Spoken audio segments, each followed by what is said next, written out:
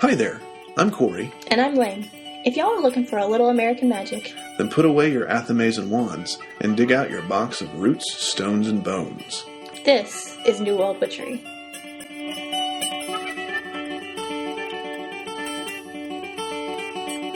Tonight we're taking a sharp turn away from spell successes and talking about spell failures.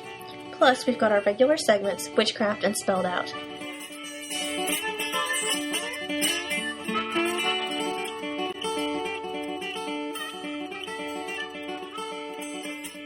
All right. We're back! Yay, we're back! I'm so excited. Celebrate good times, come on!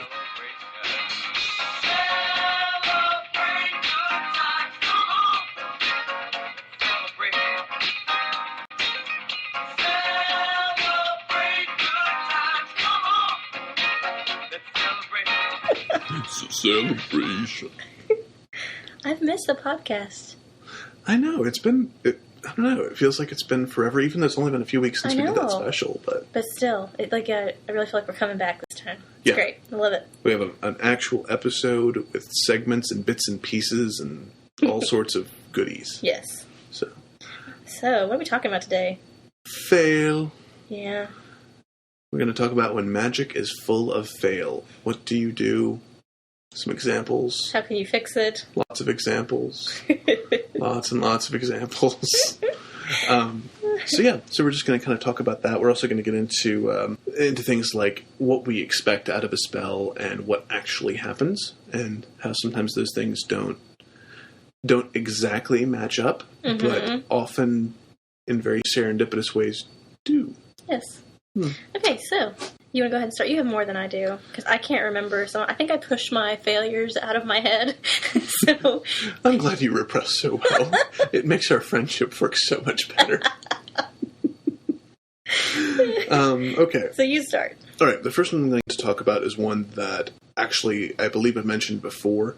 I think you have. Which is a vinegar jar that I did. There's somebody who owed me money.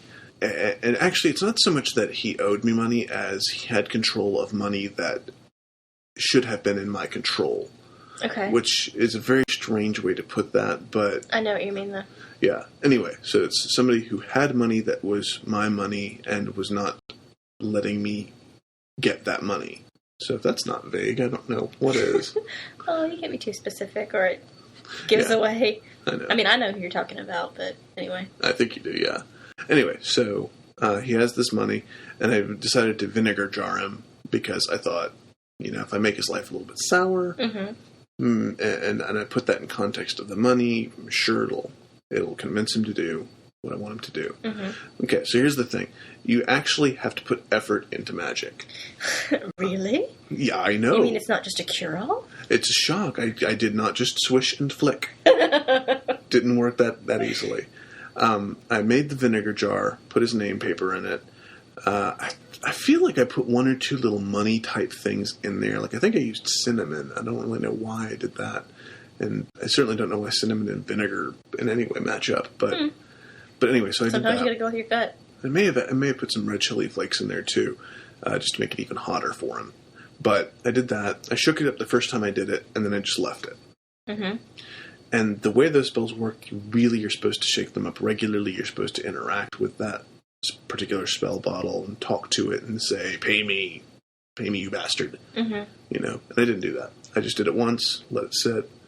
And, if I saw it, I might shake it, but it sat there for a long time. Nothing happened. So finally I just disposed of all the ingredients and I was done with it. Okay. Do you think it would have worked, though? Like, do you feel like had you really sat with it and everything like you're supposed to? Or do you think it just wasn't meant to work? No, it absolutely... I believe it absolutely would have worked if I put the effort into it. And I say that because I later did a spell on him that I put the effort into and got the results. What was that? I did this... It's a spell where you take a green candle. It's supposed to be carved in the shape of like a green devil. I didn't have a green devil candle, so I used a green glass-encased candle and drew a picture of a devil on it. Okay. And then I bought some fantastic pay me incense from Cat Ironwood's Lucky Mojo company. And I found an old picture of this person, and I worked a pay me spell on him. Mm-hmm. And every night for, I think it was either 7 or 9 nights, I would, get there and I would get that candle and get really angry, and I'd be like, you pay me. If you don't pay me, you're going to feel the burn of this flame. You're going to... And it was very, very intense and serious stuff, and I would hold the picture just above where it would have caught fire on the flame, and I'd run it through the smoke of the incense and say, as painful as this is, if you don't pay me, you're going to feel this. You're going to feel the burn. It's going to be intense. So the picture almost became sort of Pop-It-like a little bit. Yeah, it was the same kind of a thing. Yeah. Basically. And I think there were some herbs involved in that as well. Okay. But within a week of that, I got a check for $5,000. Hey-o! Yeah. And it was unexpected. I hadn't really had contact with him for quite a while at that point, because this was my last resort for getting him to pay me. Because I'd contacted him a few times previous to that, let it sit for, I think, like a month and a half before I was like, okay, you know what, this is ridiculous. I'm going to hit him with this. Within a week, got a check for $5,000, and since then, that money has been coming out regularly. Good. So that's pretty awesome. Yeah, that's what I'm saying. Like, the vinegar spell, I think, would have worked if I had put the effort into it. But I didn't, and so it didn't. And that's how magic works. Yeah. So now that I've monopolized the entire first portion of the episode... Well, no. Like I said, you have more than I do. Because I'm a bigger failure. I get what you're saying. How very passive-aggressive of you, Laine. Well, I actually have another jar spell that did not work for me. However, this is a honey jar. And I believe this one was the first one we ever did together. Okay. You had told me about them, and I wanted to try it. And it was to get a job, and it was with... I don't want to go too much into it. It was with a company that you had a very positive... Right, like affiliation with. You'd always loved this company. Right. And a job opening came up. Right. Yeah, okay. And so I really, really wanted the job. And, it would have been travel and fun and doing something that I loved. And, but thousands of people applied for it. So it was sort of like, a shot in the dark. Mm-hmm. And so Cory came over and he actually kind of like walked me through it and helped me. And we did the honey and, the name paper and we burnt the candle and then I buried it. And, it didn't happen. It did not happen. But, magic isn't, I can't... It's not really a money-back guarantee situation. Exactly. It's... And I would venture to push this forward, because that was open to, thousands of people literally. I think if you had, clippings of their hair, it might have worked better. I know that sounds like a weird thing to say, but if you think about it this way, and this is me maybe rationalizing where I shouldn't need to rationalize because it's magic, but okay, if you were close enough with them that you could actually get a clipping of their hair, then you stand a better chance than most of that 1,000 already. Yeah. So I'm thinking, like, because all you had was a name, that was, there just wasn't as much of a shot at it anyway. You couldn't get the magic on a close enough level. You don't know who had closer access. Right. For all you know, somebody actually did have a clipping of their hair and did the same thing you did. Right, exactly. So. But, at the same time, maybe it just wasn't meant to be, Yeah, that's an interesting way to think of it, too. Well, this gets into more of the philosophy of it, but... I'm stroking my invisible philosophy beard. I'm sort of always of the belief that if it's really not meant to happen for you, it won't. I agree. But then again, that gets into, like, fate versus how much we have influence over our lives, and I start to contradict myself. I think that's okay. I'm very much on that same page with you, that there are certain things that, and this is going to get into philosophy, that this would be a whole other discussion we'll have to get into another time. Yeah.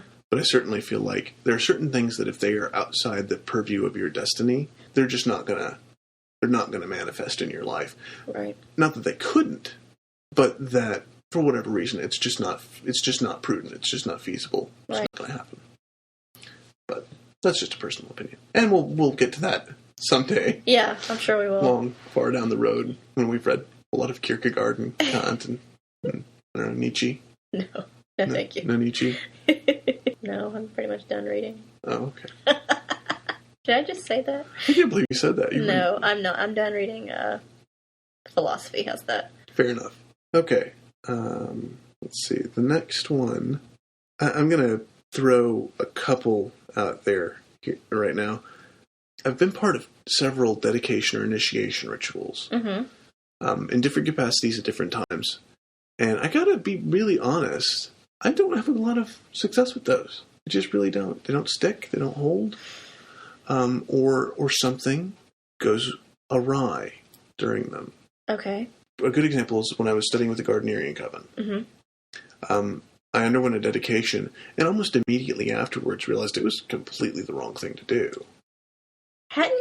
Didn't we meet, like, right after that? Very, very shortly after that. And I realized, you know what? That was not my place. Right. And I don't know if it was meeting... I don't think, like, I met Laine and suddenly the whole world of witchcraft opened up to me. It wasn't anything quite like that. But it was... Darn. But I think that there was something that in me that realized Gardnerian is not going to work for me. And all of a sudden I met you and I'm like, but there is something that will. And I needed to follow that. And I did. It worked out great. Yeah, that's true. Look where we are now. Yeah, I think that gets back to that whole, if it's not in your destiny. Yeah. So, I mean, maybe there's something to that. But then we did another initiation type thing. Yes, we did. And boy, oh boy, wasn't that special. See, okay, the initiation itself was very effective and very powerful. And yet, to get there... was very... Okay, you tell it from your point of view, and I'll tell it from mine. Yeah, because you really do need both of these angles for this to make sense. Yeah. Sort of near my home, there is this, what I think is the remnants of a slave shack. And which, by remnants, I mean there's a stone chimney, a well, a sort of in-ground dug well, and you can see sort of the markers from part of the house boundary. But that's it. Yeah, there's a few pieces of lumber, aren't there, too? Yeah, it's mostly stone markers, but there's like little pieces of wood that you can see as well. And so the stone chimney is primarily what I was fascinated by, because it's a pretty cool place to go to. It's really amazing. Yeah. It definitely has a magical feel. So I wanted to do this sort of initiation ritual out by this chimney for Laine. And I'd gone out there several times. I found some really interesting things out there. There's definitely some good vibes out there. I went out there earlier in the day, and I cleared out some spaces. I built this little stone ring for fire, cleared off the ground around it so it wouldn't, spread or burn, made sure there was no tree limbs above it, anything like that. Though I'm building this up as though I burned down a forest, aren't I? Yeah, you kind of are. I didn't actually. In fact, I could not get the fire to start. Well, first... But we'll get there. We'll get there. Well, okay, first we should, sort of set up the night. We actually recorded a podcast, and then it was around midnight. It was probably like 11:30, but yeah, getting on towards midnight. Yeah, which is fine, because that's what time we want to leave.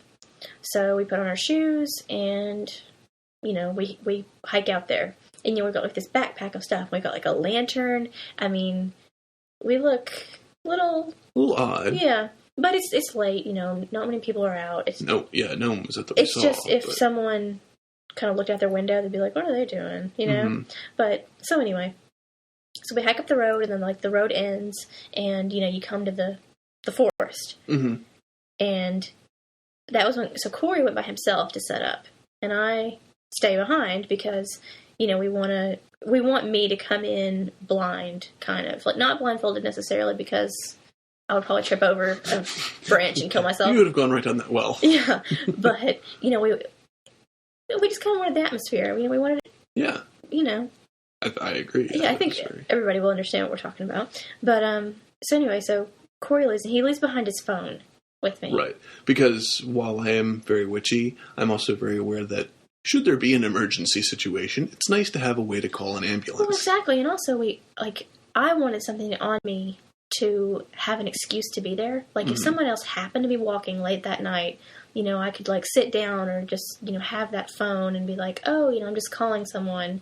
And I just stopped on my walk to talk to somebody. Right. And, so, anyway, so Cory leaves. Okay, and so I am out there in the forest, and like I said, I prepared everything early in the day. I'm totally sure it's all going to work out great. Right. But don't you get lost? No, going out there, fine. Oh, okay. Straight to it when I went out there. Oh, that's even weirder. Yeah, it took me that long because I was trying to get that fire to go. And the fire would not catch. And now I have built fires many, many times. I've never had a problem with this. And it was a bit windy. I'll give it that. It was a bit windy. We have to remember, this was the night before our big storm. Right. And it was really windy, but it was a little creepy for me because, I'm sitting there at this dead-end road, and I swear I heard and saw things in the forest. I don't even think I ever told you about this. Like, you mentioned it. Did I? Yeah. Like, I thought I heard you several times when it was not you. Did you get lost trying to find your way out? I got lost in terms of I couldn't get to the spot I needed to get to come out of the forest. Okay. I could see the road from where I was, but I kept running into this one thicket and couldn't figure out how to get around it. But I did eventually. Okay. Because you had a little flashlight on your keychain, and I know I saw that a couple times, and I was like, Cory, because I couldn't yell because it's 12:30 at night, 1 o'clock, and people are gonna wake up. Who's screaming in the road? Exactly. So I think it actually took you an hour and a half. It was very late. It was very late. When I finally came back. And I was... Terrified? Yes. I may overuse that word, but I was terrified. Yeah. Because... She had almost flipped her shit at this point. Yeah. Seriously. I called my husband from your phone, and he was like, hello? Why is Cory calling me so late at night? Where's my wife, and how can I kill you now?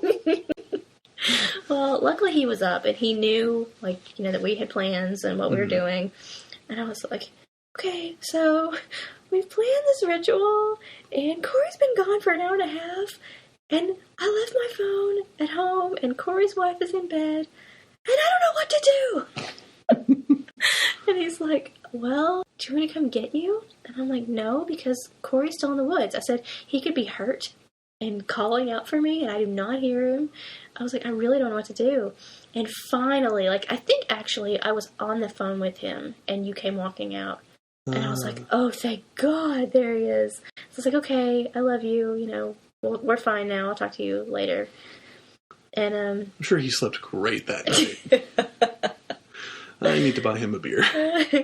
But anyway, so you finally get there, and I'm pretty sure I started crying when I saw you. I was Did you? So relieved. Aww. I mean, I was really scared that you were hurt, or another part of me, a little teeny part, thought it was a test. I was supposed to come out to find you, and you were waiting for me to realize that. And a little teeny part of me kept expecting that you would think that and would come try to find me. Really? So I kept expecting to look up and see you standing there. Oh, that'd been creepy. That would have been creepy, especially because the other part of there was another part of me that was I would look up and see you standing there, look down again, look back up, and you'd be gone. Right. You had it's something really freaky had happened, and that was messing with my head. Yeah. So it was a very witchy night, I guess. It was, and the thing is, I spent all this time trying to make that fire. Right. You know what? You didn't need it. We didn't need it. Didn't need it. Worked out great. Yeah. So Cory finally got fed up, and he finally realizes, hey, it's been a while. I need to go out and get Laine. Yeah. Now I had no concept of time at this point, by the way, and I want to be really clear on this. By no concept of time, I had no concept of time. I knew I'd been out there for a little while. That's funny. I've heard of that happening in circles. Well, and I kept hearing things out in the forest around, too. Really? We blame it on the wind and the trees blowing together, but it sounded like they were, like that kind of stuff. So I totally, at that point, was in witch mode. Right. And in that space, I thought maybe I'd be gone half an hour. Way off. Yeah, add an hour to that. So anyway, so he finally gets there, and it's fine. I'm calm now. I'm like, okay, you're here. Thank God, you're okay. And I'm still ready to go do this. I'm pumped about it. So we go out together into the forest this time, and you're leading. And you had gone there twice in one day and come back twice. And for some reason, we go the total opposite direction. The little stone fireplace is north, and we go way south. And I don't know what happened.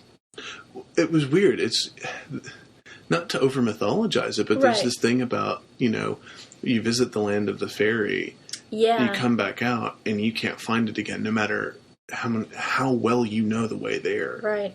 And it felt like that for a little while. It did. Because we really were like, no, I know it's this direction.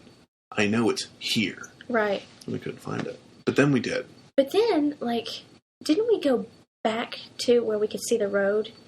Almost. We were just beyond the hedge. Okay. Where the road was. Interesting choice of words. Well, thank you. And we turned around and we could see the little glimmer of light from one of the candles that I had left out there. Right. So we, not to make me sound like this great tracker or anything, but didn't I finally find it?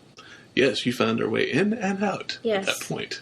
And I don't know why, because I am usually not very good with directions, but at the same time, I don't think I give much credit with the compass in my head. Mm-hmm. You know? That's also an interesting choice of words. It is. But, so yeah, we get there, and it's amazing. We the candles are lit, and it's really this clearing, and you with a big stone tower over it. Yeah. So it's whoa. And there's stones missing in the chimney. Yeah. So, Cory has stuck candles in these different little holes, and it just, it looks like it's out of a movie. And I know that sounds silly to say, but, it can really transport you into, a different state of mind. It felt otherworldly. It did. I mean, which is, I think, part of why it was so interesting, why it worked so well on one level. Yeah, but anyway, this isn't, how to do a ritual. Bring it back to the failure part. How interesting it was, for us anyway, maybe not to you, that it was almost like we had to go through an initiation to get to the initiation. Mm-hmm. It was like the forest was initiating us before we could use it. Mm-hmm. Does that make sense? I think you're absolutely right. That's the feeling I got anyway. Yeah, and I felt like I had to be significantly humbled to do what I had to do that night, and I was. Yeah. I was incredibly chastened, and because of that, I think it was very effective. In one way. In another way, it was a total fail because it was, you have this image in your head of this is how it's going to go. Right. And it was not that at all. But it was still really effective. Yeah, in a completely different way. Mm-hmm. And it felt like our bond was stronger because of it. There was I trusted you implicitly after that. Not that I didn't trust you before, but it was this very I've got to stop trying to be the big brother, and just let it go and know that you're going to do fine on your own. Aw, that's kind of sweet. Well, that's really totally what it was when I finally was I can't try to find our way out of here anymore. Can't try to find our way in. You know better than I do. I'm gonna stop being the guy and not asking for directions. Well, I don't know. It's just so weird. I just knew where to go. Mm-hmm. And she did. She found it. Well, and I was doing my spell. I was saying, except I think I was saying I seek an object that's been lost, but I wasn't thinking object. I was thinking of the road and the general area that I knew we needed to be in. And I was okay, go this way, and we just went, and there it was. And it worked really. I mean, in the end, it all worked out, but it was not at all the ideal, this is how it's going to go. Yeah, that was an interesting night for sure. Very much. But I enjoyed it. We rock now. Yeah. But anyway. We cool. All right, next from you. Well, this one actually isn't mine, but it's one that I think is kind of funny. Okay. And one that has some, a lesson to be learned. Okay, so I have a friend who was doing a spell, and she was trying for a love spell, and it was very general. It wasn't a particular person, which, she doesn't necessarily believe in, and I can't say that I really do either.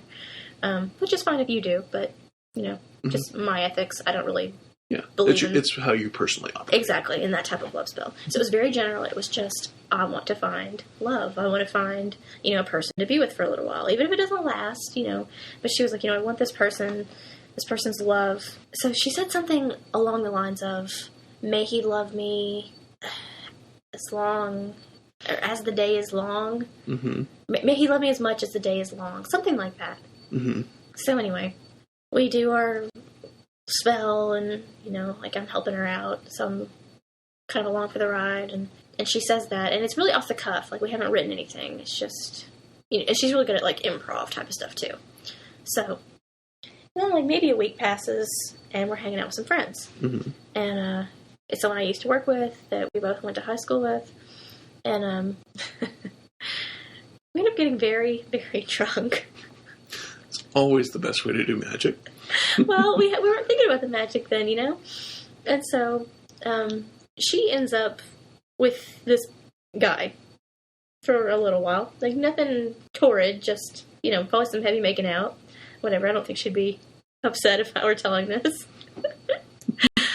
Let's give her home address. Yeah, but, so anyway, like, the night concludes. I sober up a little bit, and we're heading home.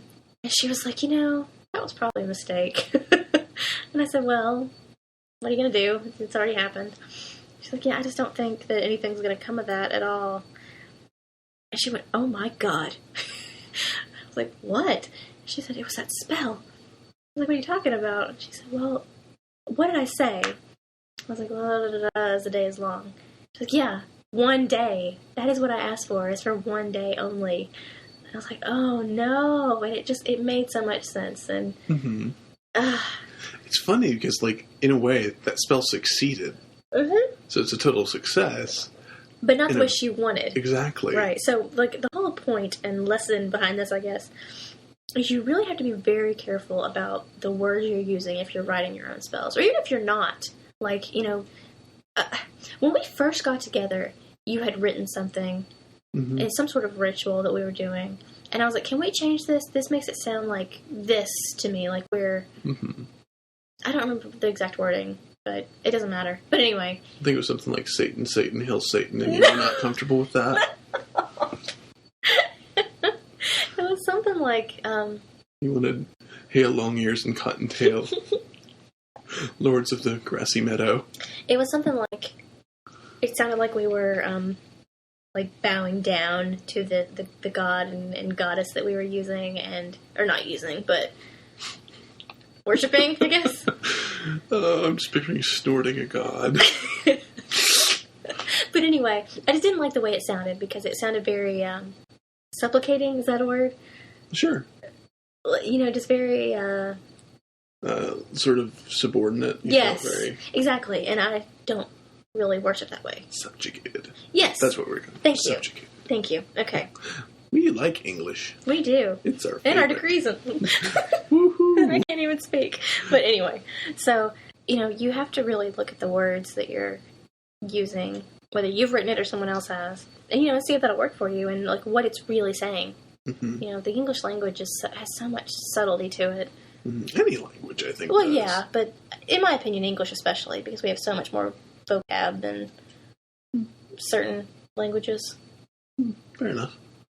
So, but yeah, I definitely think that the words have power argument is valid there. Yeah. So yeah, it's fun. Yeah. So, but she got her one night. She got her one days long fling. It's true.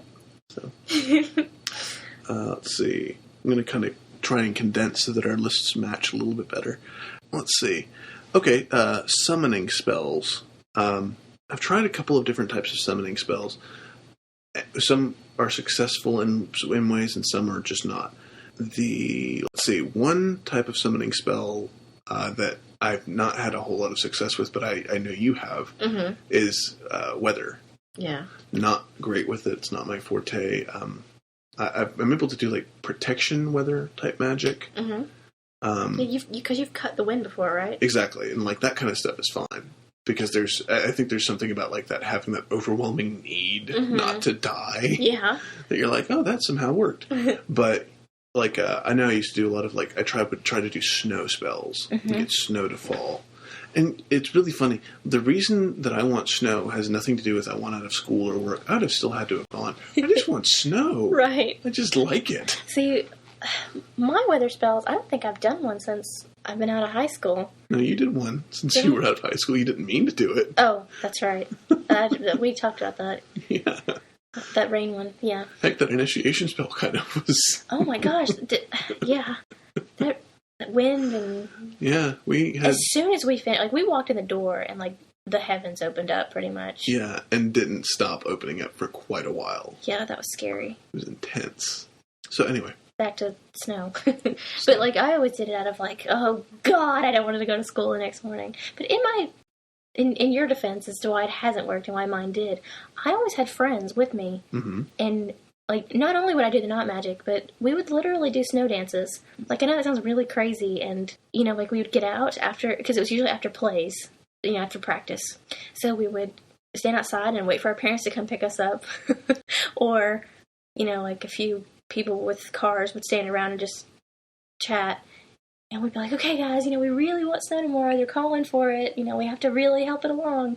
And we would all stand around and just be silly and dance. But, like, I was serious at the same time. You know, like, we were having fun. But I was really like, come on, snow. You were sort of collecting all that dancey energy. Exactly. And, like, shook into the sky. Yeah, I never thought of it like that. But, yeah, definitely. So, anyway, I always had help. Yeah. So, yeah, that might be why it works. I think a lot of it has to do with I was sort of wishing it. I wasn't doing a whole lot on the active side of things. So, there's no reason it should have worked. I'm not upset by it not working. Right. Let's see, other summoning spells. Spirit summonings. I've tried to do multiple types of spirit summonings. Some are successful, some are not successful. The one I'm thinking of, and this actually... Again, it winds up being more on the successful side than the fail side. So I don't know why we're calling the spell failures, because everything we do works, darn it. Anyway, so I was using the skull to try and summon a specific spirit. And I was getting nothing off of it. But nothing was happening for this particular spirit. And then I look for specific signs and omens to tell me, you know, the spirit is interacting with me and I can work with this spirit now. Well, I just couldn't get it to work at all. And you know, sometimes that's fine and normal, but this one, for some reason, I was really trying to get to work. It wasn't like I was just summoning up a spirit because I wanted someone to talk to. I really needed to talk to this one specific entity. Okay. Just wasn't getting it to click. And for some reason, because I was doing this in my kitchen, which is where I do a lot of my work, is at the kitchen table after hours, after everyone's asleep. Right. So I'm sitting there with the skull and working with, not a human skull, by the way. I don't have a human skull. If you happen to have an extra one floating around, I am interested. So, but no, there's a ram skull. Okay. That I was using. Yeah, I know you have a couple. I do have a couple. That just makes me sound creepy and kind of... I don't want my children to play with him. Not that I want to play with children. That sounds even creepier. Oh, goodness. Just keep digging that hole, Cory. Maybe I'll find a skull. Anyway. So anyway, I've got the skull. Okay, so you're working with the skull in the kitchen. Not getting anything off of it. Sometimes I've had good luck with it. You know, I'll read cards in front of it and get signs and omens off of that, or I'll watch the flame because I have a candle burning with it. Nothing, just nothing. And for some reason, I got this impulse that said, open the back door. And I opened the back door, and it was fairly still night and everything. And I opened the back door, and I just kind of stood aside as though I were letting someone come in. Right. And there's this, like, of wind. And... like, as soon as it did that, I looked up there, and of course the candle flame flickers. Of course. But it was sort of this, like, breath that connected. And then I went back and read, and I left the door open, and I read in front of the skull, and it worked. Wow. It was working fine. And it was very strange. It was one of these things where I was like, oh, I just wasn't letting it in. But it doesn't make any sense because I've done that before. Where I summon and I didn't have to open the door. So I don't know, it was a very interesting experience. Why do you think some spells are like that? Like, you'll do them and they're fine, and then, like, you find later, or at a different time, you have to step it up, or you have to do something different. Like, why is that? I don't know. With that one, maybe it was because this specific spirit I was summoning had to come from a specific place. But, I don't know. But it's a spirit, I mean, it can't use a door? I don't know. Yeah, seriously, you'd think it would. If a spell works one time, I guess that's kind of what separates it from science. Okay. Is science you can do the same thing over and over again and get repeatable results. That's true. Magic does not work that way. Sometimes you get the same results over and over again. Sometimes things get tweaked. Mm-hmm. And the funny thing about that is that I'm into the hoodoo where I'm like, no, you use the specific herb combination because that's going to work for you. Right.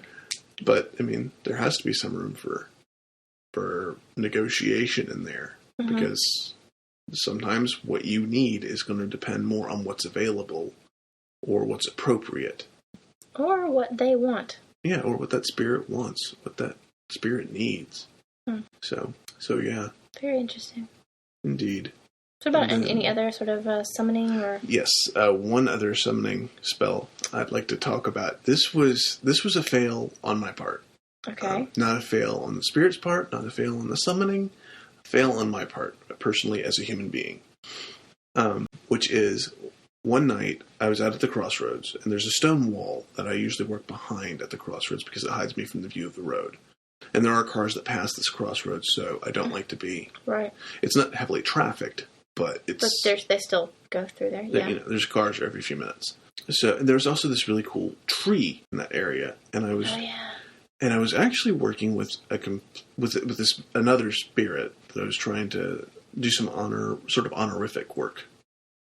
Knocking on the tree, calling out the name, actually more vocally than I normally would. Yeah, I remember you telling me about this. Very loudly and very forcefully and very into it.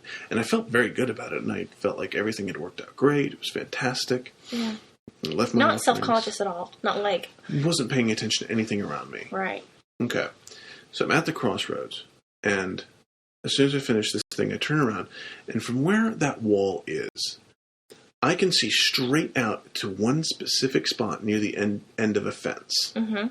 And on the other side of the road. On the other side of the road, under a street light. Right. And standing there was a man. Wait, isn't this the night you saw the deer? Yes. Okay, well, let's go back to that. Yeah, let's talk about that first. As I'm going out there...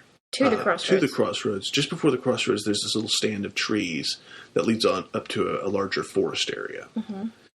And so, as I'm walking out there, I hear some movement across the street in that little stand of trees.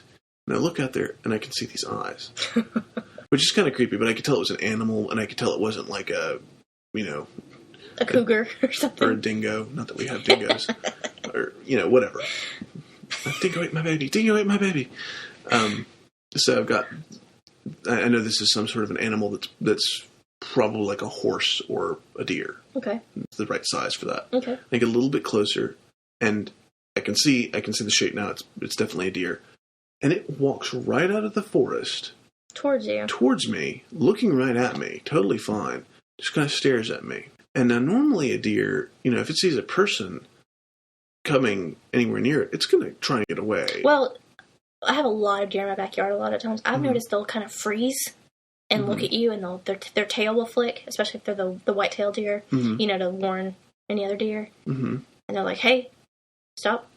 Right, but then they'll go away. They'll run. Yeah, but then they'll go whoosh and run off. They'll bound away if you try to move anywhere near them. Right. Okay. I moved, I bowed, said hello to this deer.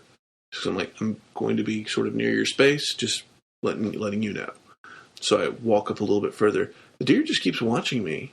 Mm-hmm. And then sort of turns around, casually walks back into the stand of trees. It's not running. It's not urgent. It's fine. It was fine with me being there. It just came out to acknowledge my presence. It's pretty unusual. It was very strange. And I had a weird feeling about it, too. Right, like it wasn't just a deer. Yeah, exactly. Yeah. And so then I went on, did my thing, this other spirit that I was paying honor to. I turn around and I see this man standing at the end of the fence. Now, okay, this man was definitely a black man. He was African American. I could see the skin tone, but I couldn't see a face. He was wearing a white, it was either a polo or a button-down shirt, or short-sleeve button-down shirt. Like an Oxford? Yeah, that kind of a shirt. And black pants, black shoes. And I had the impression that there was a hat on, but I say that because it felt like the face was completely shaded out. Okay. I could not see the face. Now, after all that I had just been doing, I was like, oh, crap, this is one of my neighbors. You know, I just completely outed myself to a neighbor, and this is really freaky. Some guy's out walking his dog, and so I decide to pretend that I'm on my cell phone. Mm-hmm. And that I was just having a conversation, and he happened to overhear some weird part of it. Right. So I walk out, and I'm getting my cell phone out, and I kind of am checking out of the corner of my eye. I'm looking over there, and from where he is under that street light, by that fence, there's no way I should not be able to see the face of this person. And you know, as I keep moving around, I notice that the way he's standing and leaning on the fence, he's staring right where that deer was. Like, that's where the face itself is turned towards. But I don't know, I can't see any facial features or anything like that. And there's no dogs around. It's not like he was walking a dog. This is, you know. Yeah, you're really curious. Okay, if it was just a normal person, just a neighbor, what was he doing there? Right, there's no purpose in him being out there. It's very strange. Right. You know, unless he's out there like me, he's just kind of out hanging out by the crossroads. Right. So maybe he is, I don't know. But he didn't say anything to me, but again, it's because I was pretending to be talking on my cell phone, and I walked away. Mm-hmm. And by the time I got home, I just had this absolute feeling that I had missed a chance. That was this spirit, this very specific crossroads spirit that shows up in hoodoo a lot. A lot, yeah. And I let my fear get the best of me because I was afraid of being embarrassed in front of a neighbor, or I was afraid that, maybe on some level, just afraid of the spirit. Yeah. This particular spirit. And I hadn't said hello. I hadn't made any gestures towards contact. Yeah. And I've always regretted that. I can say that. But, like, to play devil's advocate a little bit, what if it was just a neighbor? You know, like, what would you have gone up and said? And we've talked about this before, not on the podcast, obviously, but, you know. I mean, I think of things all the time. I think I had a little flask on me. I could have offered him a drink. You know, that might have been a little weird, but whatever. You know, I think about, you know, like, oh, yeah, walking your dog. Could have asked him that. Yeah. I could have said, oh, are you looking at that deer? Oh, that's true. You know, all sorts of things I could have come up with, but didn't. And it's because I froze. Like, I know in the bottom of my heart, I froze up, and I shouldn't have. And I've always regretted that. But it's understandable, though. I mean, I know you kind of come to terms with it, and you can't change what happened, obviously, but you're way more able to just sort of, like, brush off other people. Like, you know, we're walking, and we have a backpack full of stuff and a big stick and a lantern with us. If someone's out on the porch, you're like, don't worry about it. But I'm like, oh, God, they're going to call the cops because we're going to sacrifice an animal or something, you know? And so you're able to do that a whole lot more. So, like, I think me being in that situation, I probably just would have, like, stayed behind the stone wall going, like, oh, God, what are they doing? You know? Like, I don't know, just... Except that he didn't move. Yeah. He just stayed there. Yeah. Just, I don't know, in your defense, I totally understand why you did freeze. You know, because, like, we do have to be careful down here. You have to be careful as a witch anywhere, in my opinion. No, that's a fair call. Because... And if it was a neighbor, he might have been just as terrified of me. That's true. Because, I mean, there was definitely a chance he would have heard and thought, that's an awfully unchristian thing to be doing. Yeah, exactly.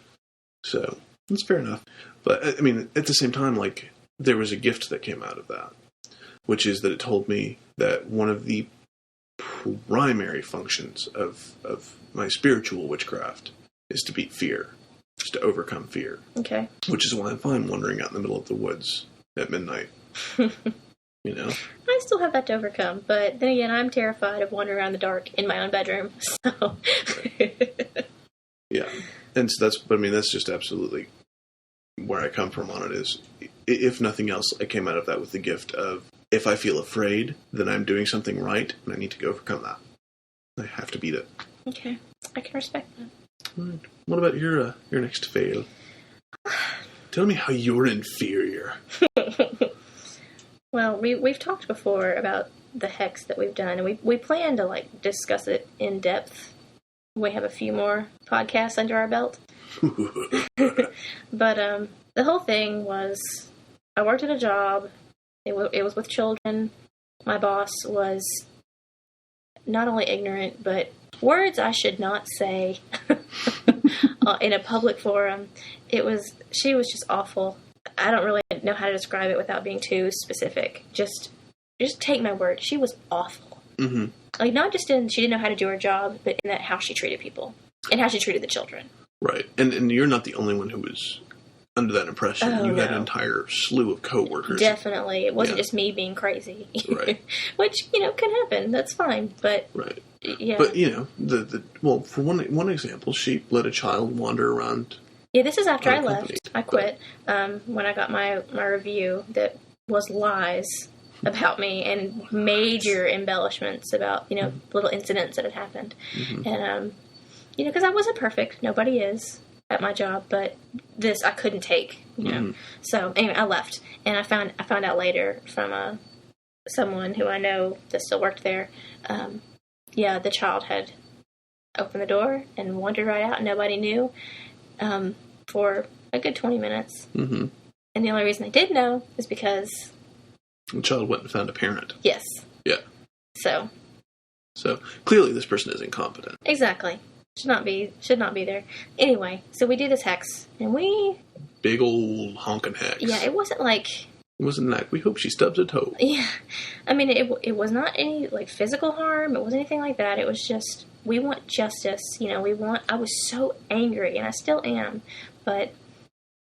And I think it's important that you say that, justice, because we were really wanting a very specific justice, a very specific... Well, as I'm sure you guys can tell from how we've, how we talk, I lean a lot more towards, goodness and light mm-hmm. than Cory does, which is totally fine. I'm Slytherin, people. She's Gryffindor, maybe a Hufflepuff. No. I am Ravenclaw all the way. Don't even put me in Hufflepuff. Anyway, so I was really wary of doing a hex. It was my first one, and I really wasn't sure about it, but at the same time, I was so mad of how things were going, because it just felt so unfair. Mm-hmm. And not only was there crazy stuff going on with the kids, but there was racial discrimination on her part that, towards another coworker that was just right. Horrible. This wasn't just you angry. This was you with righteous rage. Exactly. Yeah, it wasn't just me, trying to take revenge on, petty stuff. It was... That's important. Yeah. This was not revenge. Right, exactly. Which is the only reason that I was like, let's do this. That was the only reason why I agreed to it, because I really kind of examined my feelings, and I was like, okay, this isn't revenge, this is wanting children not to be in jeopardy, Mm-hmm. Well, children and your coworkers. And my coworkers. And people who just didn't deserve it. Yeah. So, I wrote out 7 things. 7... What would you call them? I don't know the word for them. Sort of 7 consequences. Yeah.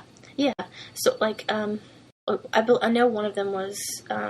May she cry as she's made others cry. Right. Very specific consequences, by the way. Right. None of which, unfortunately, said, may she lose her job. So she is still there.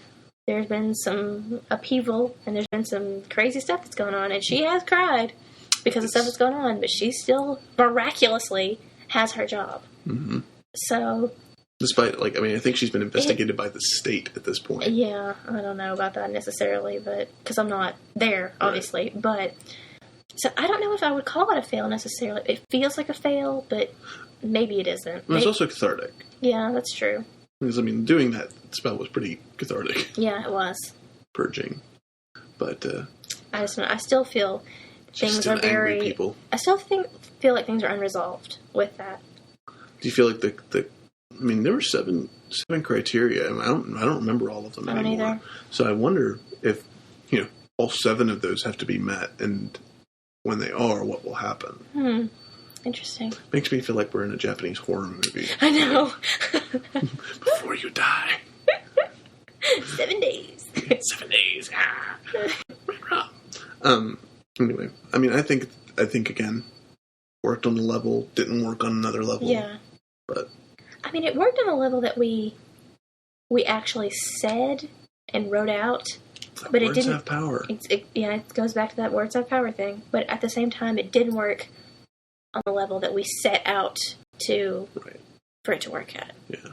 So. You know, Peter Patton at The Crooked Path has a really interesting way of putting that. He says, the universe has a funny way of taking you at your word. Yes. And I agree with that. Yeah. You say something, that's what the universe expects. It's almost like stories of genies, and where you wish for silence and you go deaf, you know, or like peace and quiet and you go deaf. Yes. Stuff like that. Mm-hmm. That's what it makes me think of. Yeah. Or that one episode of The X-Files. All comes back to Mulder. Oh, goodness. So, yeah. Anyway. But I think that's definitely, we're onto something there. Yeah. Okay, the last real fail I have is sort of a general fail. I just feel like it's a failure on my part. And I've actually got another one that I kind of want to throw in here and see how you feel about it, because this is on yours. Oh, okay. I really want to be able to dream. I really do. And I do dream. I don't dream regularly. Well, everyone dreams every night. It's just you remember it. Remembering. And I mean, by remembering, I mean, I keep a dream journal by my bed so that if I remember anything, I write it down. But, I mean, I can go months between entries. Right. So I just have so little... See, that's almost abnormal to me. It feels abnormal. I think men dream less than women. Because my husband is about the same way. He'll have a vivid dream once every month or so. These aren't even vivid. Like, if I have snatches of dreams, I'll write them down. I mean, they're anything. But I just have such trouble with it. And I've done little spells. I've done the things where you leave out the glass of water, you know, the by the bedside, and do different things to invite spirit contact in dreams. It just doesn't work. It just doesn't work for me. So if you have good dream spell suggestions, please let me know. I would love to have dreams that have magical significance or have personal power to them. I have a few books at home I'll look through. Did you look through the 5,000 spells? Yes. That's where I got a number of the dream spells I've tried. And nothing's worked yet? Not really. One thing that I found that worked a little better than other things, and it was sort of an adaptation of a spell, which was you have to you take this glass of water and you put in 3 tablespoons of anisette, which is a very specific type of liqueur, which tastes sort of like licorice. Yeah. You drink that. Yeah. And you drink that whole glass down, and then pour another glass, put 3 more tablespoons of anisette in it, and leave it by your bedside for the spirits. And when I did that, I found that I dreamt that I would dream actually probably once a week. I would have a fairly memorable dream. Okay. And I could write it down, but they didn't ever have a whole lot of significance. I don't know, one of them did, but very few. Have you tried putting a mirror under your pillow? I have not. I can't believe you're suggesting that. Why? Mirrors. Well, yeah, mirrors freak me out, but I mean... Aren't you afraid that I'll wake up, open my eyes, and there'll be a face in that mirror? No, under your pillow. I know, but I'll move my pillow and it'll be like... My rational mind says that will not happen. It just freaks me out. Mirrors do in general. I probably would not do that, but you don't have that same association necessarily. So I would try that. It's like a reflection of your head, you know? Yeah, I'll totally what's going on. That. So if you have a little hand mirror, or even if you have one that you specifically for divination. I don't know if you ever do anything like that. No, but I've got one that I've used in magical working before. So try that one. It's a little big, but I bet I could work it out. Okay. Or maybe even under your bed. I'll give it a shot. Or between your mattress, maybe. I don't know. Try that. I worry about between the mattress because I have this fear of just breaking a mirror. Well, I know isn't your mattress on the floor still? No. Oh, it's not? No. Oh, I love it down. Okay, well, try it under your bed then. We got a fancy bed with feet on it. We ain't sleeping in the dirt no more. You can totally cut that. And we got us some real sheets instead of them cut up burlap sacks. It's right comfy, it is. Jedediah. You're welcome, Claudine. Oh, Lord. Yeah. So the slight tangent to that I was thinking about for you is, do you remember when we did that path working? Yeah. Yeah. And... Like the visualization? Yeah, the guided meditation. Yeah. And I don't think it worked terribly well for you. No, but... Okay, here's the thing. While I am much more, use your intuition and light and airy-fairy, at the same time, I am very logical and very skeptical when it comes to a lot of things, even in witchcraft. Even some of the things Cory and I do, I'm so, part of me is always like, really? Are we doing that? The other part of me does and and believes and wants to believe, but then, and I think it's a good thing to have, but I don't know, just some things, like, for instance, I don't think I could be hypnotized. Okay. I consider that a challenge. And I'd like to try it. I really would, because, I want to see if it'll work, but I don't know. I don't know either. I'm not a hypnotist, but I'll find one. But anyway, so yeah, like Cory, we did a lot of relaxation and breathing techniques for a while, probably 10 to 20 minutes. And then, like, Cory is very deep and soothing and slow tones, and took me on this walk through, and I can actually still remember some of the images that I had in my head, so maybe it did work a little bit, but it felt like it was all in your head for you. Yeah, definitely. Yeah.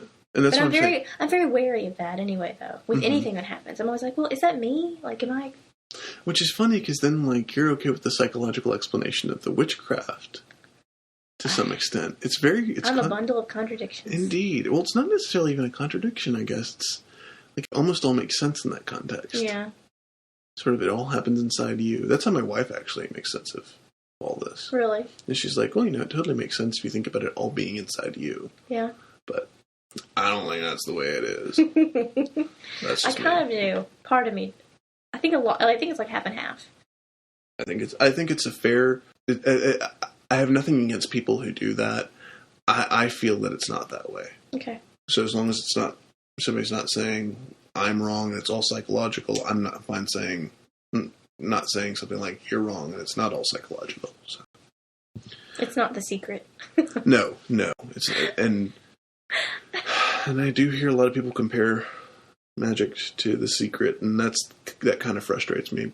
Well, but I understand it, again, to play devil's advocate, I kind of see where they're coming from, because it is all about positive thinking and, like, manifesting what you want. Right, but see, that's just it. For that, it's all about positive thinking. Right. For us, we actually have to sit down and do something. Exactly. Like with your vinegar jar story. Yep. There has to be application. And I think even in The Secret, like they say, like you have to write the goal on a piece of paper, and like you do things that are, it glances awfully close to spells. It just feels really watered down when you get down to it. But at the same time, who am I to judge? I don't know. I've not read this book. I don't know it. Right. Anyway, moving past that. Yeah. But I just wonder if like guided meditation for you is kind of like dreams for me. Could be. There's just this block. Could be. But I don't know, though, because like you so want to dream and you try and, you've done all these things, where for me it's just like, I don't know. Meh. as funny as this is, you bringing up the X-Files is perfect, because I want to believe Mulder. Right. And you're totally... Scully. There has to be another explanation, Scully. Right. So... That's so funny. I've never made that connection. But it's true. But we're total opposites in some parts. We switch roles in some things when it comes to that. I don't know. Yeah, when it comes to like the intuitive side of it, I get a little more skeptical. Right. You're much more like, I want to believe. So. Yeah. What can we learn from failure? Indeed. Well, I think, for one thing, we can learn that we have to be specific. Yes. That's something I think that we've made clear through several of our examples. Yeah. What about setting expectations? What do you think we've learned about that? Well, it's funny, because a lot of the ones that we're talking about, like, we had certain expectations, but we didn't actually cast the spell to match them. Even though we thought we were at the time, but like if you go back and inspect it, you're like, that's not what I wanted. Why did I say it like that? Mm-hmm. Is it your subconscious working? You're back in your head. Yeah, sorry. Where I'm sitting there going, was it fate? Was it destiny? Damn you, Mulder. Is there a bigger purpose to how we phrase that? Right. Yeah. And I'm not necessarily saying it is, but maybe it's there because we need to learn to be very specific. Maybe. And say exactly what we want. You learn from your mistakes. Yeah. And then, and to that same extent, when we expect certain things, sometimes we get other things no matter what we want. Mm-hmm. Like, as many times as I've been out to the crossroad, I've never seen that man in black again, but I've felt something there many, many times. Mm-hmm. So my expectations are that something is there, but I don't necessarily expect to see that one amazing thing ever again. If I do, it's great. But right. All right. We're going to have a little break, listen to some fun incessant promos, and come back and you'll have Witchcraft with Laine and then Spelled Out with me. You've crossed the ocean and entered the new world with Cory and Laine on their down-home show, New World Witchery. Once you've gotten to the point where you can't tell hoodoo from Scooby-Doo, trade in the dirt and dolls for a torch and pitchfork and come join me, Firelight, at Inciting a Riot, the podcast. We'll be inciting all sorts of riots in areas such as religion, mainstream news, and living a modern, magical middle-class life. You can find the riot at incitingariot.com or through iTunes. But for now, get back to Cory and Laine before they take me to the crossroads. Those two can do some crazy things with some paper clips, chicken bones, and 2-day-old donuts. Do not cross them.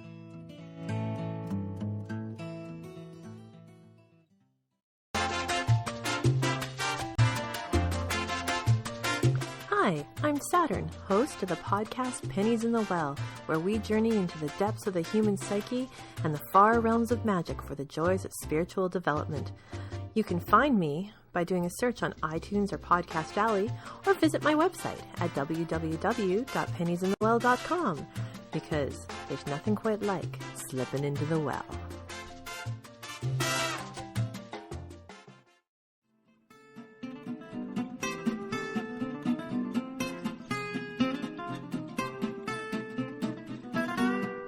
Okay, so this is Witchcraft, and today, to keep with the whole theme of minding your words, we're going to talk about calligraphy. Ooh. Have you ever done calligraphy before? My handwriting is calligraphy. That is very true. Cory has beautiful handwriting. Thank you. Like, better than mine, I would say. I don't know. It's just one of those things. I had a teacher that I had really horrible cursive and handwriting. Uh-huh. And so she made a big deal out of it. Really? Yeah, about me improving it. And then, like, the next year, my handwriting improved and wound up looking really good. And so she, like, delivered this huge, like, 3-foot by 4-foot postcard to my classroom saying, "Your handwriting is meticulous." Wow. I was like, thank you. Well, tying calligraphy to witchcraft isn't that hard, because a lot of people write out their own spells. And, or even, like, their own books. And some people nowadays say that you can type them out, but... I think you can. I agree, but just to me, mm-hmm. like, for my own personal use, it does not hold the same magic. Yes. And if it does for you, typing it out and keeping it, like, and printing out the pages and then keeping that in a binder, that's totally fine. Mm-hmm. I'm not saying anything bad against that. I'm just saying the act of writing it out, especially in our day and age when we do less and less of that, it has power. And if you take that a step further and you take it to calligraphy, which is, you're really thinking about what you're writing and how you're forming those letters, then it's like elevated speech, and then it becomes elevated writing. So you're not just... And now, why is that good for magic? Why is that good for magic, Cory? I'm asking you. This is your segment. I don't have to answer any questions until my segment. Well, it puts you in a different state of mind. Like, if I wouldn't go out and say, "Hey, sup, let's get together, and why don't you come down here and help me out here, Crossroad Spirit? Thanks." She snapped and pointed. That's an important thing to know, people. You would elevate it. It makes it. Some people's, I think, sound stilted sometimes, mm-hmm. but it's because we're so not used to speaking that way anymore. Mm-hmm. And coming at this as sort of a devil's advocate point of view, because it's so stilted, because it's so formal, because it's also kind of got an antiquated quality about it. A little bit. A lot of these spirits that you would work with in witchcraft are old. That's true. Used to dealing with that very formal interaction. Yeah. So, if you're the type of witch who believes a lot of it has to do with spirits and isn't all in your head, then maybe there's something to that. Yeah, that's true. So... Damn it, you got an answer out of me anyway. Another thing about calligraphy is that, you really have to think and you stop and think about the way you form the letters. Does it have a serif or does it not have a serif? Does it have a little flourish at the end, whatever. So it stops being about forming words and it becomes about forming shapes on the paper. So sometimes, it can lose its meaning if you get really into it, which is a good thing because it can, it elevates consciousness. Exactly. Yeah, it's like a form of meditating again. Yeah, absolutely. Yeah. So, it's just a heightened sense of awareness. It makes me think of like when you say a word over and over and over again, it loses the meaning and you're like, wow, that's like you just hear the sound and you don't have the connotation or the denotation anymore.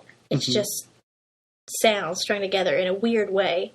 Yeah, it's like sigil magic almost. Yeah, definitely. Good way to put it there. Yeah, nice. Righteous. Another simple one is it's just a connection to the past, I think we lose a lot by having a delete key. Fair call. I mean, even if you're going to type it out, if you have a typewriter, it takes so much more to erase something, You have to use liquid paper and, twist the little thing and bring the paper up. And sometimes you just have to totally throw away your paper, retype what you're going to say. And you're thinking about it a lot more when you can't just delete it out of the blue. Well, anyway. You sold me. I think calligraphy plus magic equals awesome. Yes. So how do people get started with calligraphy? I bought a book, honestly. I haven't really messed with it since it's been a while. But I still remember a little bit. I had one where it compared the different fonts to animals. Huh, okay. And there was one where, you're going to love this one. This one particular font was bunnies. Oh, lovely. Lovely. So she uses like a rabbit, how round it is, and then that becomes like an O and an A, and how round those letters are. And there's another one where it's like it's a dragon. Mm. And I think that was a very gothic font. Mm-hmm. And I don't know, it sounds weird the way I'm describing it. I think maybe I can find it on Amazon. Okay. And link it for a few people so you can see what I'm talking about.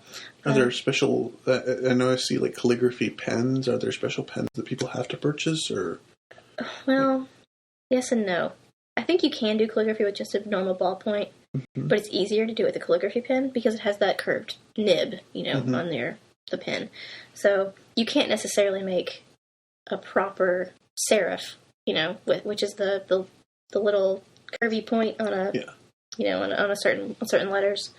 So, yeah. So theoretically, they could do it with a regular pen, but they probably want to start with the other kind and give it a shot that way first. In my opinion, even just, not necessarily proper calligraphy, but just thinking about how you form your letters and, doing like in proper cursive style even would work for me. Or, would work for... Just sort of elevating your handwriting so it's very, very special and precise. Yes, definitely. Precision, yeah. Because with precision, you almost get that artistry that's involved in calligraphy. Excellent. Yeah. Cool. Very cool. Well, thank you, Laine.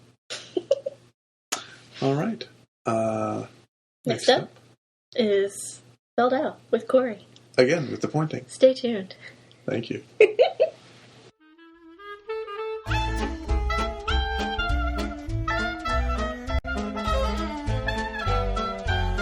All right, welcome to Spelled Out with your host, Cory. I'm your host, Cory. Now that we're done with that ridiculousness, my spell that I'm working with this evening. Back at the beginning of the episode, I talked about the vinegar jar spell that did not work. But I also mentioned a spell that I used to fix that problem that did work, which is the green devil candle spell. Now, the spell that I used is one that I've sort of modified from a spell in Judika Illes' Encyclopedia of 5,000 Spells. Basically, the point of this spell is that you're trying to get someone to pay you money that they owe you. So it's not just, I need money, someone pay me.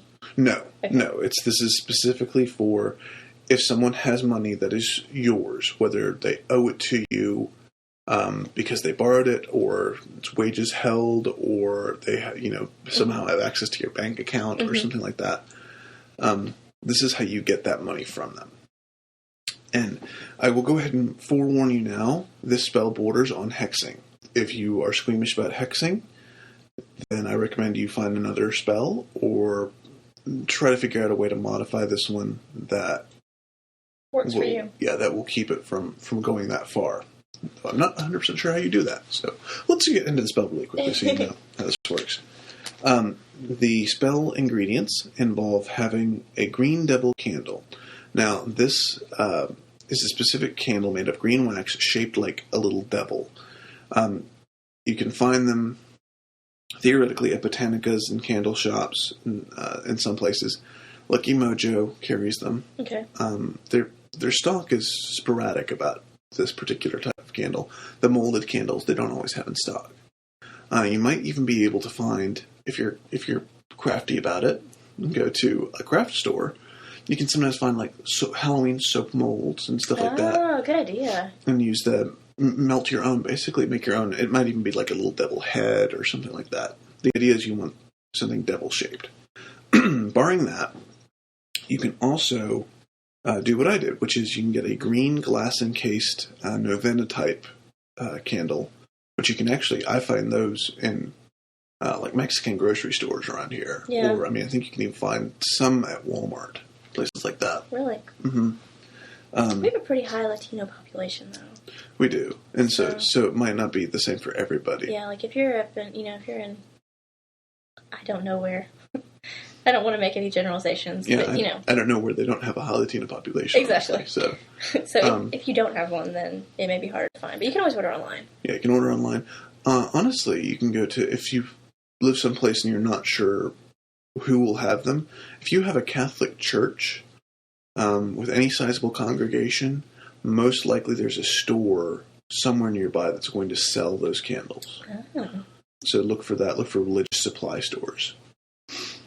Anyway, so you get these green candles, these glass encased green candles. I just drew a picture of a devil. It wasn't particularly the prettiest looking devil, but you know what? It didn't have to be. Yeah, you knew what it was. Exactly. You're just trying to get the image of that devil on there.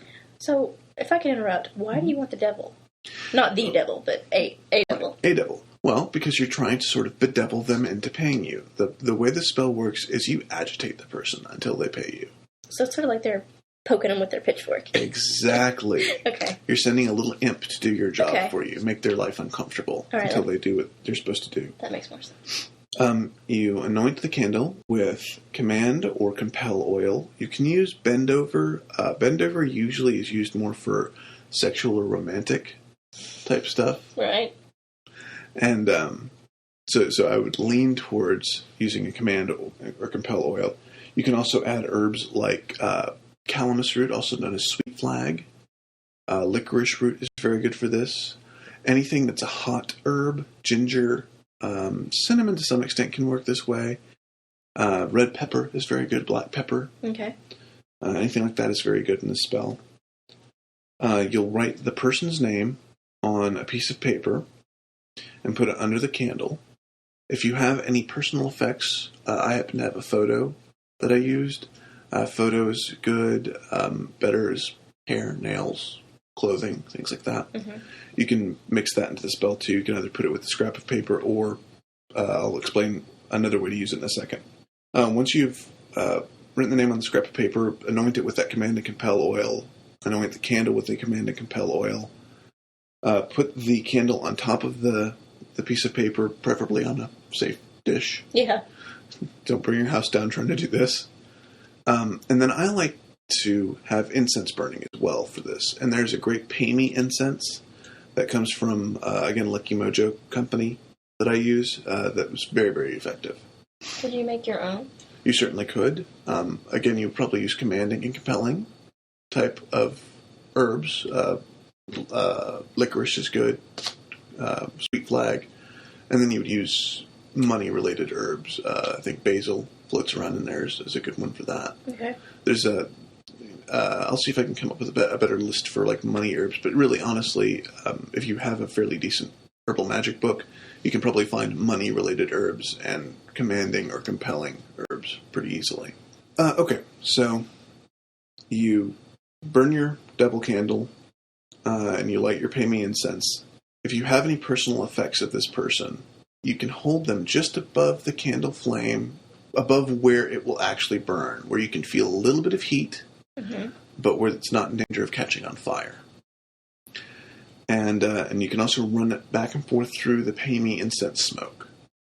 And as you're doing it, you're going to say things like, for example, if the person that you're trying to get money from, his name is Vinny the Loan Shark. Okay?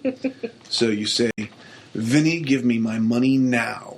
You owe me. I need it. Give it to me. You cannot rest until you give it to me. You cannot sleep until you give it to me. You cannot eat until you give it to me. You cannot have sex until you give it to me. When you see the color green, you will think of your debt to me. When you hear the clink of metal, you will think of your debt to me. Your stomach hurts until you give me my money. Your head hurts until you give me my money. Give me my money, or you will burn. Damn. Yeah, potent stuff. This is why you're sending an imp. This is why you got that devil thing. And the thing is, you're doing this for 7 or 9 nights, depending on... You can even extend it up to 13 if you want to, depending on how intensive you want to make it. Okay. In that process, you're really giving them an opportunity to make good on this, because if they succeed, then you're going to call off this whole operation. If they don't pay you, though, then they've got a very uncomfortable life waiting for them. This is where it gets onto that it's almost a hex. Mm-hmm. In fact, I'd venture so far as to say it is a hex if they don't pay you. Yeah. So how do you call it off? Like, is it canceled out when they pay you? Yes, when they pay you, they have fulfilled their obligations. Okay, so you don't have to do anything special? Yes. You conclude the spell. You get rid of the candle. You thank the spirit if you have a spirit that you are working with. You thank the spirit for its help. I would bury it, throw it into a stream of running water, something like that. You could leave it at a crossroads, but that might not be the best way because you might be deploying it and it could get dangerous. But so the best thing is really throw it in running water. Okay. At that point, you can also throw a little salt over it before doing that to sort of neutralize out any leftover stuff. Okay. So you do that, borderline cursing them. But at the same time, you're also giving Vinny a shot at giving you your money. Now, at the same time, doing all this, you can't just be sitting at home on your thumbs. It's not like, they owe you money, but if they don't know they owe you money, then this spell is, if it works, it's going to have some repercussions, I would think. Right. So make sure you let them know that they owe you money. Yeah. You have to take mundane steps as well. That's what you're saying. Yeah, exactly. And I say that having, early in the episode, I said that I had not contacted him about a month and a half. To be fair, I had contacted him. Right. But it had been a while since I contacted him before I started this spell. And I had a history with this particular person. Yeah. So I felt very warranted in doing this the way I did it. And so when you're running it through the smoke and holding it over the flame, keep concentrating on their life being hot and uncomfortable. That's what you're going for. And you're not necessarily trying to make it so that, their limbs fall off or anything. But you want to make them uncomfortable, and you want that discomfort to make them think of you. And you want it to make them think of what they owe you. Mm-hmm. And make it so that they associate doing what they're supposed to do and paying you with getting relief. Right. And once they do that, all is good. So that's how that works. It did work for me. It worked very well for me. Woo! Thank you, Green Devil. So that's it. Very cool. All right. Well, let's wrap up the episode, I guess. Yeah, it's been a long one. It has been a long one. It's probably not going to be as long as it looks right now to us, which you don't know because you're our audience. We control the time. We control your podcast. I don't know where I'm going. It's late. It's a little bit late. Oh, yeah. Thanks for listening. We're really glad to be back. We are glad to be back. We'll hopefully have another episode in a couple of weeks. Mm-hmm. It's going to be Lucky episode 13. Ooh la la. So we're trying to come up with something kind of fun to do with that episode. Mm-hmm. We may or may not have an interview for that one. We're Possibly. Still sort of in the works on that. But either way, you're going to get something fun. Yes. Because it's us. You know it's going to be fun. But anyway, if you want to reach us, you can find us at newworldwitchery.wordpress.com. Or email, of course, at compassandkey@gmail.com. And until next time we meet, I'd like to say thank you very much for listening. Be well.